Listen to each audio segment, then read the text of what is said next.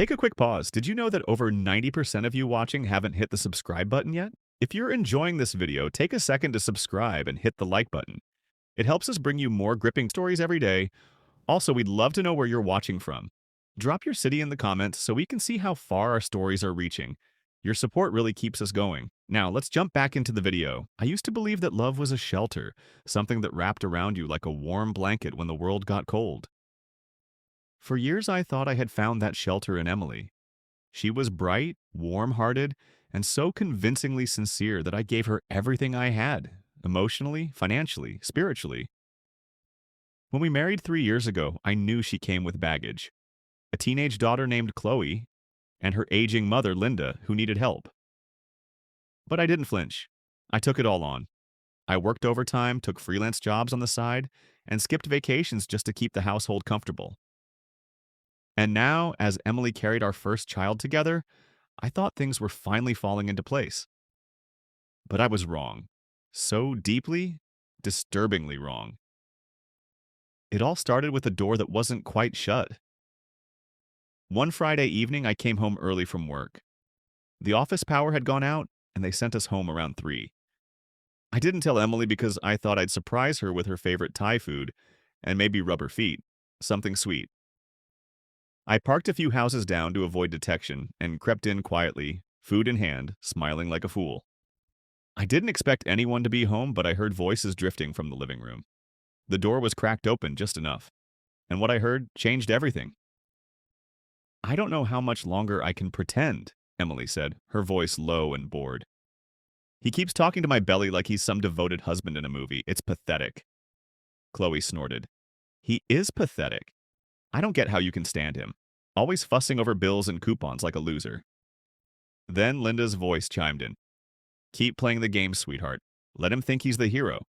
Once that baby's born, we'll have even more leverage. Courts love mothers, especially with infants." Leverage? That word hit me like a hammer. I dropped the takeout bag. It didn't even make a loud noise, but it was enough. The room went silent, and a moment later, Emily rushed out. "Oh, you're home early." I stared at them, at the woman I loved, the daughter I tried to guide, the mother-in-law I helped pay medical bills for. They all looked startled, but not guilty. That's what scared me the most. "I had a short day," I muttered, trying to steady my voice. "Brought dinner." I handed the bag to Emily, who took it like nothing had happened. She even kissed my cheek. "I'll set the table." Not one of them mentioned the conversation, not even an attempt to cover it up. And I didn't confront them, not yet, because something in me told me that what I overheard was only the surface of something much deeper. That night, I barely slept. I lay beside Emily, watching her sleep as her hand rested gently on her swollen belly. I wondered if that child, our child, was even mine. The thought disgusted me, but it wouldn't go away. The warmth I once felt for her had turned cold, replaced by an ache I couldn't ignore. The next day, I began my quiet investigation. I knew better than to accuse anyone without proof. I started by checking our shared laptop. Emily wasn't careless. Most of her activity was wiped clean. But then I remembered her old tablet. She hadn't used it in months. I found it at the bottom of a drawer in our room. It was still logged into her backup email. The messages I found were sickening. There were emails to someone saved under the name Jay, talking about how she felt trapped, how she couldn't stand playing the perfect wife anymore. She talked about how once the baby was here, she'd make her move and ensure the house, the car, and the monthly check. It was written with surgical coldness, like I was a business strategy, not a person. One message hit hardest. "He doesn't know yet, but the baby's yours, you won. He'll be out of the picture soon." Promise that line played in my head for days. I wanted to scream. I wanted to throw her out, expose her for everything. But I knew she'd twist it. She had her mother, her daughter, and a way with words that always made me feel like the crazy one. And if she really was planning legal action after the baby, I had to think smart. So I started gathering evidence. Quietly, I took photos of the emails, printed them at work. I installed a discreet camera in the living room where most of their conversations happened. I told Emily I wanted to start documenting the baby's progress, a little family archive. And she believed me. Why wouldn't she? I was still playing the role of the fool. The footage began to reveal even more. Emily would call Jay when she thought I was at work. They spoke in code, but the intent was always there. Promises? Plans? Once I even saw her hold her phone over her belly and say hi to daddy. Every time I watched these videos, a part of me died. I started looking at her differently. Every smile, every hug, it all felt staged. I began distancing myself, emotionally first. I stopped bringing her gifts. I stopped asking how she felt. I started making notes, dates, times, comments. I needed everything, and I began protecting myself. Quietly moved funds into a private account, took screenshots of financial transactions showing how much I'd spent on her family over the years. I even recorded conversations, mundane ones, but enough to establish a pattern of behavior. My lawyer friend Marcus advised me discreetly, "Don't explode yet," he said. "Wait. Let her bury herself." So I waited. One evening, while Emily was out and Chloe was in her room, I sat down with Linda. Just the two of us. She was drinking tea, watching one of those reality shows she liked. I asked her plainly, "Do you think Emily's happy with me?" She gave a half smile, the kind that never reached her eyes. "She's content. That's more than most get." It wasn't an answer, and we both knew it. "You think the baby will look like me?" I asked. She looked at me long and hard. "Does it matter?" That was her answer. Days turned into weeks. I grew colder, less engaged. Emily noticed, of course. "You've been distant," she said one morning as she got ready for a prenatal appointment. "Just tired," I replied. She kissed my cheek again. "Only a few more weeks now." I nodded, but I wasn't thinking about the baby anymore. I was thinking about the storm coming after. The day she went into labor, I was calm, robotic even. I drove her to the hospital, held her hand, told her she was doing great. But inside, I was already gone. I watched as she cried, holding the baby. Our baby. And I wondered if that moment was real for her, or just another performance. Back home, while she rested, I looked at the child's face. There was a softness in his features. Too early to say who he resembled. But I held him anyway. Because if I was going to confront her, I had to know I'd done everything right. That I hadn't lashed out in anger. That I had given her every chance to be decent. The plan was already in motion. I had enough proof. I had already contacted a lawyer and arranged a private paternity test. But the confrontation, what would come next, would be the hardest part. Because when you love someone so deeply, betrayal doesn't feel like a clean cut. It feels like drowning. Slowly, silently. And I was almost out of breath. I didn't sleep the night we brought the baby home. While Emily rested in our room, exhausted from labor, and her mother stayed in the guest room fussing over baby clothes, I sat in the nursery, rocking back and forth in the glider chair I'd assembled with my own hands. The little boy was swaddled in my arms, sleeping soundly. I watched the rise and fall of his chest, the tiny twitch of his fingers. And yet I felt nothing. Not because he wasn't beautiful. He was. Not because I wasn't capable of love. I was. But because I didn't know if he was mine. I had held on to hope in the early months. That hope had been crushed, bit by bit, until all I had left was suspicion and grief, disguised as caution. The paternity test kit had arrived the day before Emily went into labor. I hid it under the bathroom sink, behind a stack of towels. I didn't want to use it. I didn't want to reduce a moment like this to science and swabs. But when someone builds their love on lies, science becomes the only truth you can trust. I gently placed the baby into his crib. He didn't stir. I stared at him for a moment longer, then walked out of the nursery and into the hallway, where a soft yellow light from the bathroom spilled onto the hardwood floor. I glanced at the closed doors, Emily's, Chloe's, Linda's, and then crept into the bathroom. With trembling fingers, I took the kit out. Swabbing an infant's cheek is easier than you'd think. They don't resist. They don't judge. I sealed the samples, labeled them, and placed the package in my briefcase. I'd drop it off first thing in the morning. By the time the sun rose, Emily was already awake, bustling in the kitchen, smiling as if everything was perfect. She looked radiant. No one would ever suspect the kind of woman she was behind that carefully rehearsed exterior. "Sleep okay?" she asked, pouring me a cup of coffee. "I managed," I replied, watching her closely.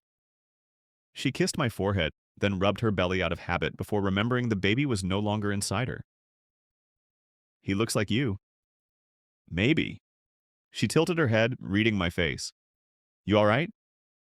I nodded. "Just tired. Long night." That was the thing about lies. They could only hold if the other person was willing to pretend. And I had pretended long enough. A few days passed. The baby cried through the nights, and Emily acted like a doting mother by day. Linda was constantly around, offering unsolicited advice as if she were the queen of the household. Chloe barely acknowledged me. She was on her phone most of the time, slinking around like she owned the place, rolling her eyes at anything I said. I no longer tried to connect with her. The warmth I had tried to build with her over the years had vanished like vapor. The footage from the living room camera kept collecting. I checked it during my lunch breaks at work. That's how I caught Emily FaceTiming Jay again, holding the baby in her arms like a trophy. He's healthy, strong. No, I haven't told him yet. He's still playing the good dad. Jay's voice came through, distorted but clear enough. "As soon as you file, I'll be there. You know that." Emily laughed. "I'm not rushing anything. Let him keep paying for everything. Might as well let him dig his own grave." I had to pause the video. My hands were shaking so hard I nearly dropped my phone. It wasn't just betrayal, it was mockery. I was a joke to her, and she didn't even try to hide it when I wasn't around. The test results came in 3 days later. I opened the envelope in my car, parked 2 blocks from my office. It was cloudy that day. I remember because the clouds mirrored how I felt. Heavy, ready to burst. The results were final. The child was not mine. I stared at that line over and over, expecting it to change. It didn't. I sat in the car for almost an hour, the engine off, hands gripping the steering wheel so tightly my knuckles turned white. I wasn't angry. Not yet. What I felt was deeper. A kind of sorrow that no words could touch. A sadness that wrapped around my chest and made it hard to breathe. But now I had clarity. I went home that evening and kissed my wife's forehead, just like always. I played with the baby. I even complimented the dinner Linda cooked. I acted like everything was normal. Because if they were going to treat me like a fool, I wanted to let them believe I was still playing that role. But behind the scenes, I was preparing. I met with Marcus, my lawyer friend, again. He had everything I needed: documentation, evidence, witness statements, the video logs. We began drafting a plan. I couldn't just walk away without making sure they couldn't touch me again. I wanted to protect myself legally. Emotionally, it was too late. Marcus looked over the files and whistled. "You've got enough to paint a very clear picture, but you've got to keep playing your part until the papers are ready. If she thinks you're pulling away, she might try to flip the narrative." So I did. I bought flowers. I cooed over the baby. I nodded along when Linda suggested we refinance the house to add her name to the deed. That's when I knew they were getting bold. They thought they had me cornered. They thought I would keep paying, keep providing, keep loving without question.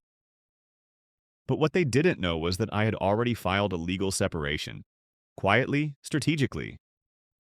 The court date was set. The evidence was ready. And when the time came, it would all be laid bare. But the hardest part was the waiting. One afternoon, I came home early again. The house was quiet, unusually so. Emily and Linda were gone.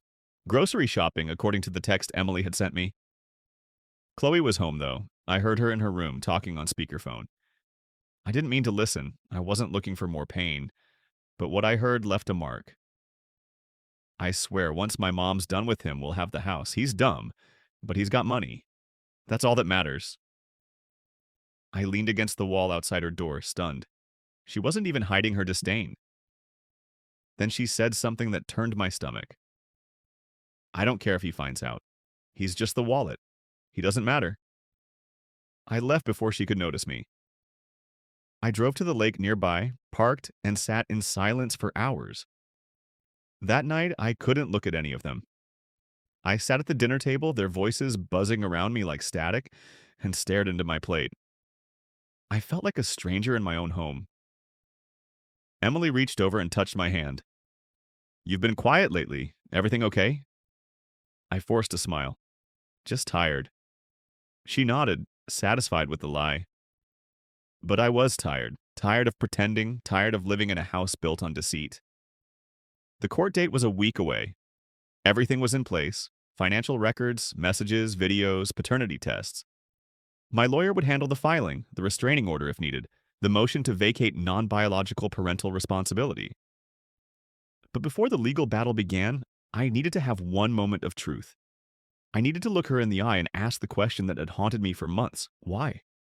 Not to guilt her, not to fix things, just to hear her say it, to finally strip away the last illusion. The confrontation was coming, and this time I wouldn't be quiet. The night before our court date, I couldn't sleep.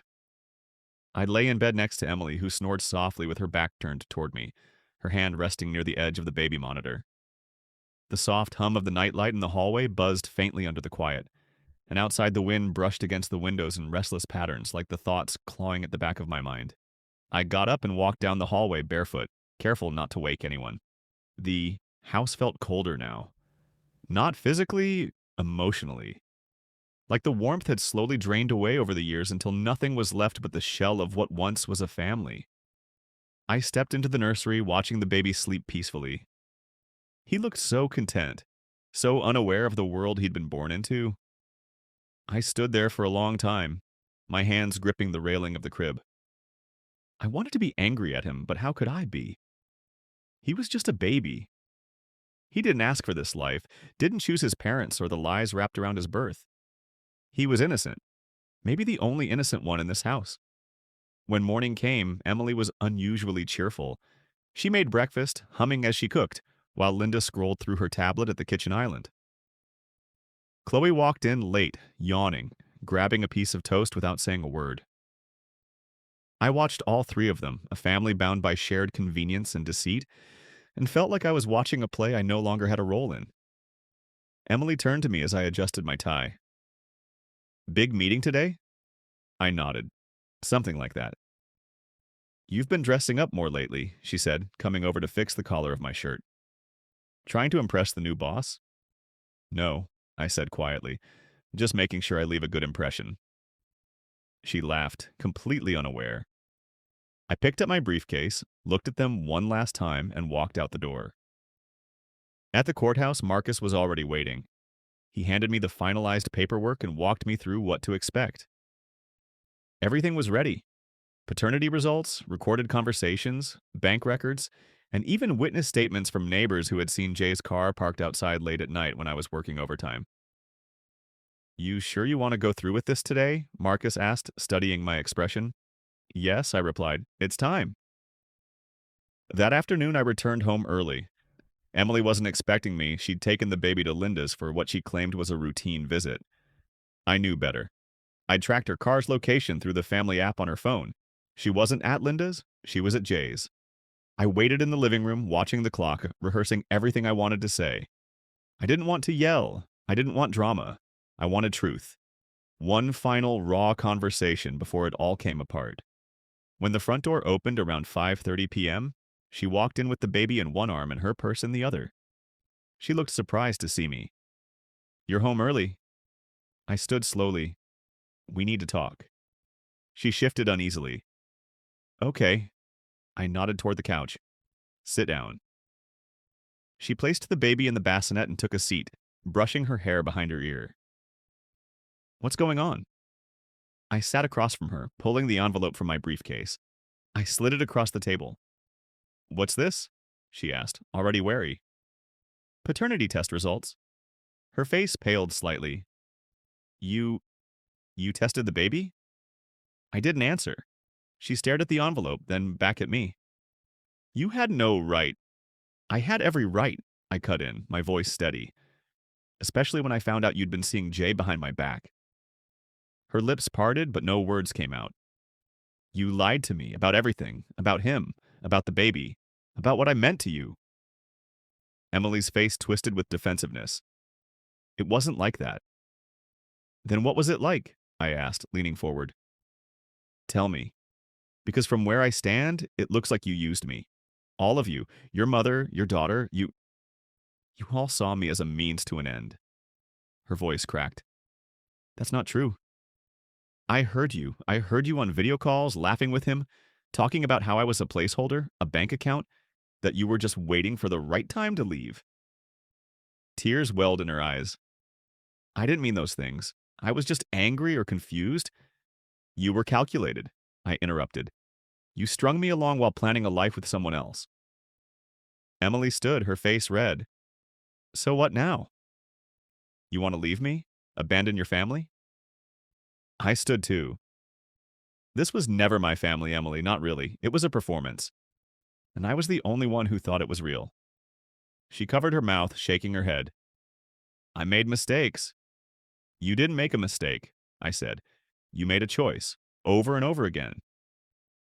At that moment, Chloe walked into the room, earbuds in, stopping short when she saw us. What's going on? She asked, her voice flat. Pack your things, I told her. All of you. You have until the end of the week. Emily's eyes widened. You're kicking us out? I've already filed the paperwork, I said. You'll be served tomorrow. You can contest it if you want, but everything is documented.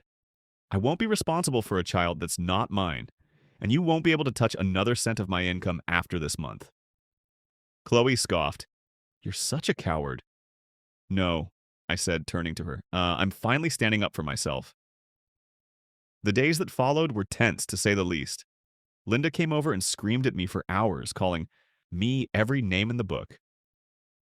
Emily begged, cried, made promises she should have made months ago. Chloe stayed locked in her room, slamming doors and blaming everyone but herself. I didn't engage. I had given them enough of my energy. My silence was my final gift.